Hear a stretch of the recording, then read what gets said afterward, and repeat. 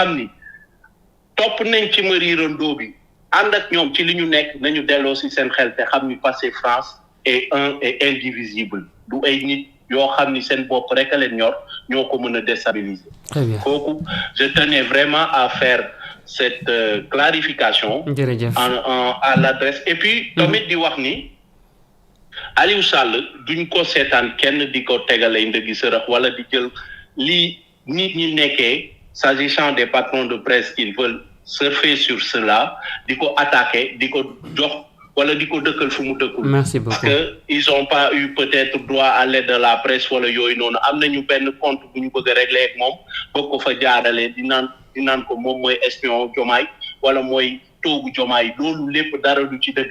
Merci. dara du ci dëgg te dama koy wax dama ci insister je persiste et je signe.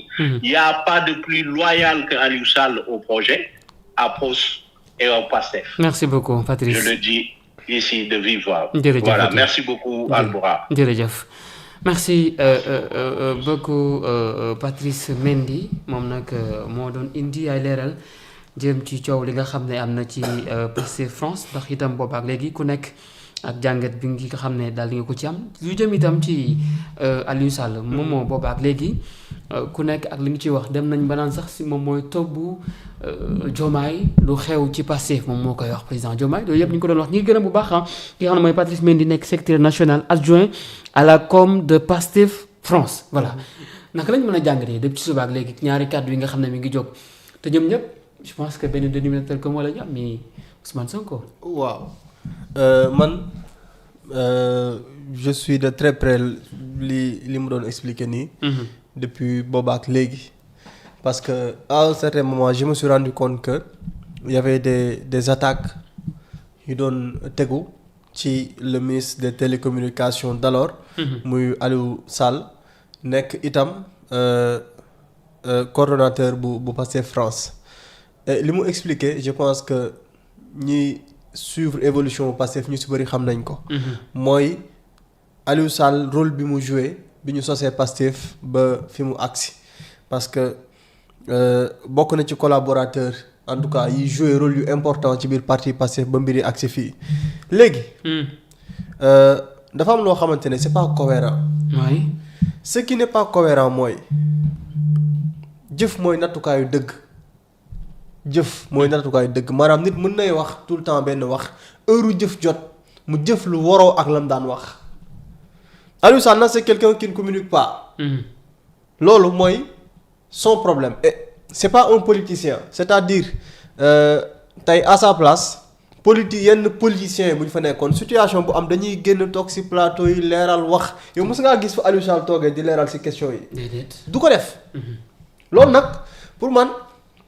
C'est pas un politicien loolu parfois moom moo koy topp ba parfois ses proches sax ñooy génn di leeral naan woy moom deful lii wala waxul lii wala demeewul nii mais moom en personne c'est-à-dire même quand il sort pour parler étant ministre dafay dem ci li factuel ci lay wax doo mës a dégg c'est-à-dire mu dellu soir ci yenn détails yi mosoo ko gis wala mu du sax tweet bu mu wax ci ay situation coordination wala mbir yooyu noonu loolu nag parfois mën na nekk problème.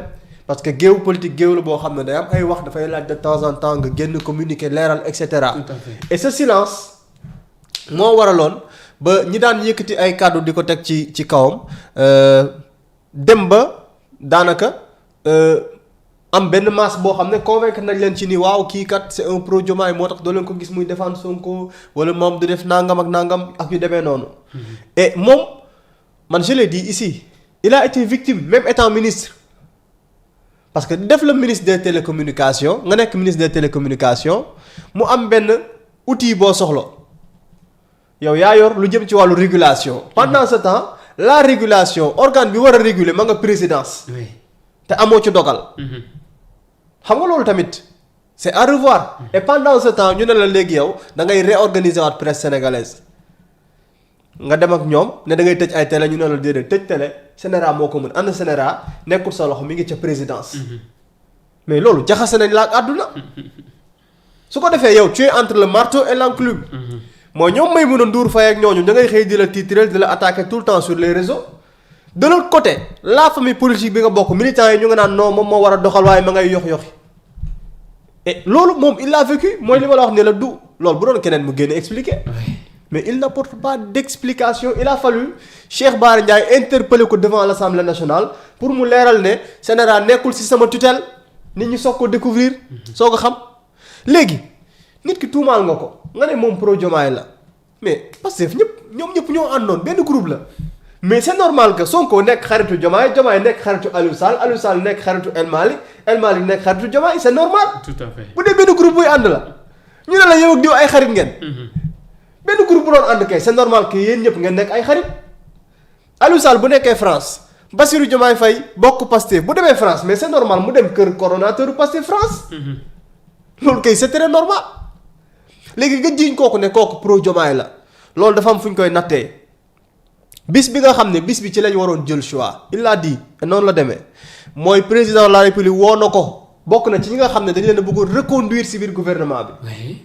mu ni président de la République demal nga waxtaan ak parti bi loolu mooy acte bi te loolu kenn mënu ko dindi. waaw léegi nag man mën naa comprendre nga juum si nit nga trompé wu parce que teg nga yenn mbir ci deram wala am na noo waxee ci moom mais suñu àggee ci wax dëgg fa yàlla ñu dem ba ne wax dëgg yàlla on se rend compte que nag diw mii lañ ko waxaloon nag newut ci loolu mais sëñ bi laissez tomber mais ngeen ne yéen da ngeen insister ci loolu mooy gannaaw acte bi mu posé. Quand il fallait faire un choix, il a choisi de rester loyal et fidèle à son parti Pastef, à Ousmane Sonko. loolu la wane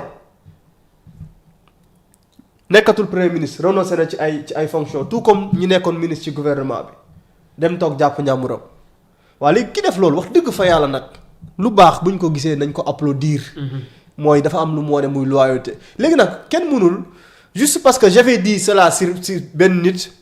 même bu loolu naree teggeeku dinaa fexe ba man la ma waxoon daal loolu moom moo am wala di dem ci ay dénigrement ak insister wala luy nduru acharnement sur une personne man loolu gëwuma ko li ma xam mooy nit ki say jëf laa lay nattee su jëfoon lu wuute ak lii dañuy toog fii comme ni ñu koy waxee ci Yankhoba Diémé bi génn di jéem a layal ay tappale démb mais su boobaa dañuy génn toog ne la sëñ bi lii nga nekk ay tappale la.